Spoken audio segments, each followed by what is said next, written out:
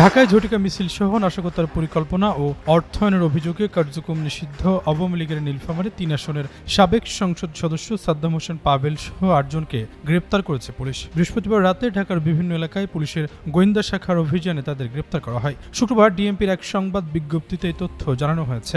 সংবাদ বিজ্ঞপ্তিতে বলা হয়, গ্রেপ্তারকৃত সকলের বিরুদ্ধে সুনির্দিষ্ট অভিযোগে বিভিন্ন থানায় মামলা রয়েছে। তারা সংঘবদ্ধ হয়ে আইনশৃঙ্খলা বিনষ্টের মাধ্যমে দেশকে অস্থিতিশীল করা সহ রাজধানীর বিভিন্ন স্থানে ঝটিকা মিছিল করার মাধ্যমে জনমনে আতঙ্ক সৃষ্টির অপচেষ্টায় লিপ্ত।